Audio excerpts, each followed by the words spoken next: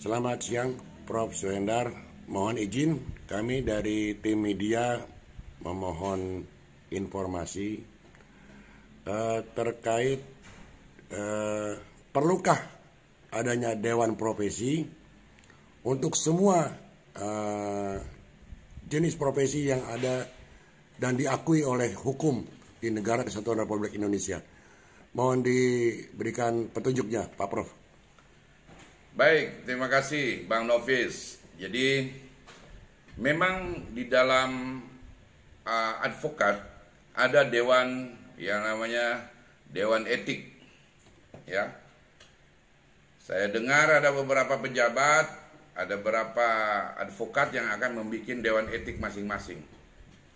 Tapi menurut saya, kalau satu advokat, satu organisasi advokat mempunyai Dewan Etik, sementara yang ngangkat beliau, ya kan, terus yang menjadi hakimnya Dewan Etiknya beliau juga, maka menurut saya kurang bermanfaat. Yang baik seperti apa? Yang baik kita harus ada mahkamah etik atau Dewan Etik di seluruh Indonesia, bukan hanya ngurusin advokat, ya, tapi kita ngurusin seluruh profesi. Contoh, dokter. Kalau dokter salah, bukan orang kedokteran yang akan menentukan, tapi Dewan Etik yang ada di dewan itu. Lawyer ada masuk di dalam etik, notaris masuk di dalam etik. Bila perlu polisi salah, jangan dipropam, karena itu teman-temannya sendiri. Bila perlu polisi juga ikut dalam Dewan Etik ini yang akan akan dibuatlah satu undang-undang oleh DPR RI dan MPR, kita ajukan agar dibuat yang namanya Dewan Etik yang akan membuat itu, yang akan mengurus para advokat yang tidak baik, mengurus para advokat, para notaris yang tidak baik, atau mengurus para dokter misalkan yang tidak baik.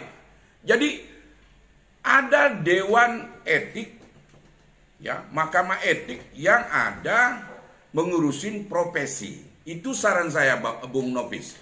Ya. Sebab dengan seperti itu maka pemerintah minimal, terutama buat advokat yang sekarang terpecah-pecah, yang satu mengatakan bahwa advokat single bar, yang satu advokat tidak berlaku dan lain-lain. Saya kira tidak bermasalahkan. Yang terpenting advokat itu punya Dewan Etik yang akan mengurus, yang diurus oleh pemerintah. Jadi ada undang-undangnya, bukan hanya undang-undang advokat, bukan hanya undang-undang notaris, bukan hanya undang-undang kedokteran. Jadi pemerintah, saya menyarankan dalam hal ini untuk membentuk undang-undang etik seluruh profesi.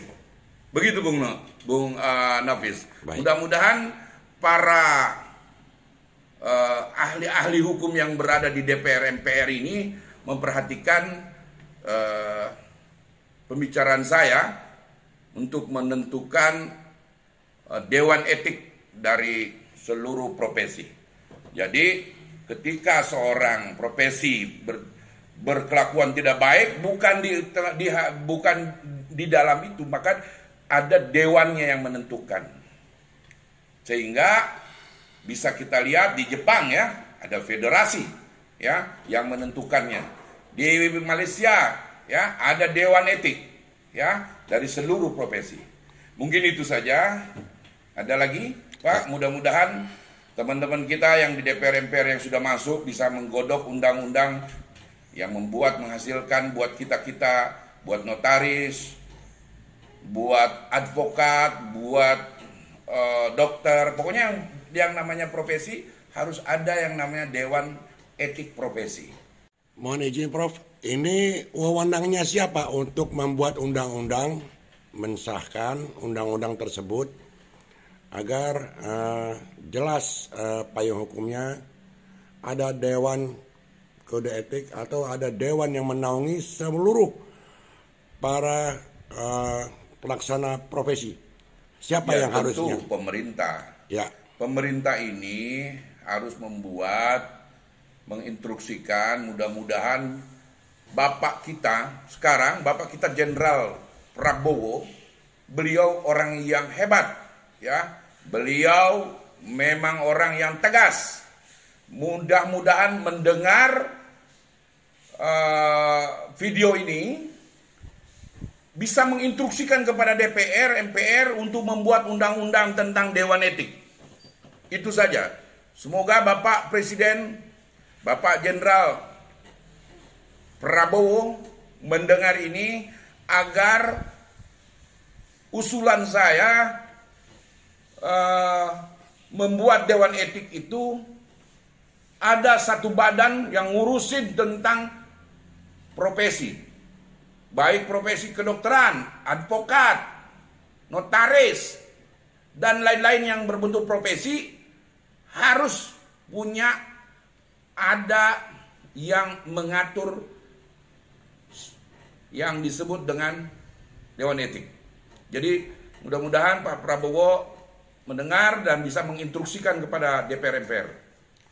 Izin Pak Prof, apakah nanti dari seluruh istilahnya lembaga ataupun perkumpulan organisasi atau OA dan termasuk istilahnya organisasi-organisasi yang profesi yang lainnya harus mendaftarkan atau mengikuti uji dulu layak atau tidaknya diterima untuk menjadi anggota dewan atau menjadi peserta di dalam dewan tersebut?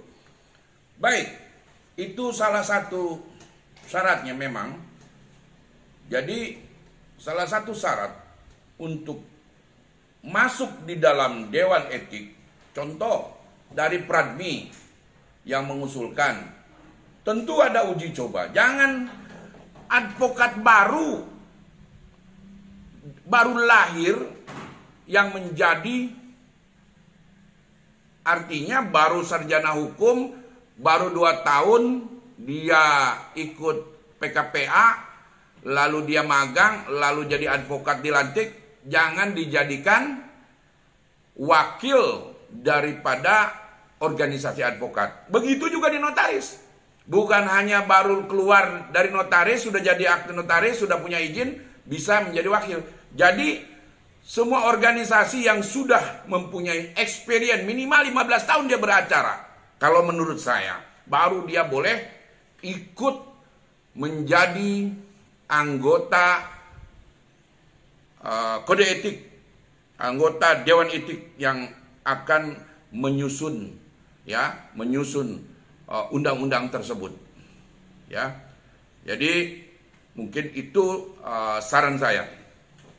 Baik, Pak Prof, terima kasih banyak atas petunjuk dan informasinya. Semoga hal ini menjadi acuan utama di tahun 2025 agar pemerintah memperhatikan karena sangat pentingnya dibentuk Dewan Kode Etik untuk kepentingan seluruh organisasi dan para pelaksana profesi.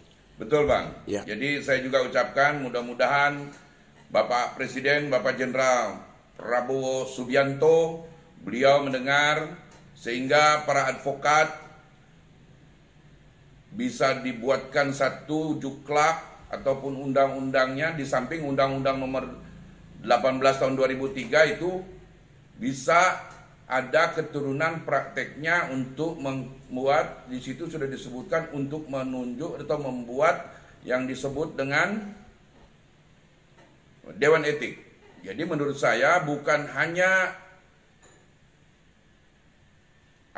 organisasi advokat, saya menyarankan semua organisasi profesi, termasuk organisasi notaris, organisasi dokter, organisasi profesi yang lain di samping advokat kita jadikan satu, ada dewan etiknya. Di situ mungkin bisa kita godok bagaimana nanti hasilnya. Terima kasih. Ya, terima kasih Pak Prof.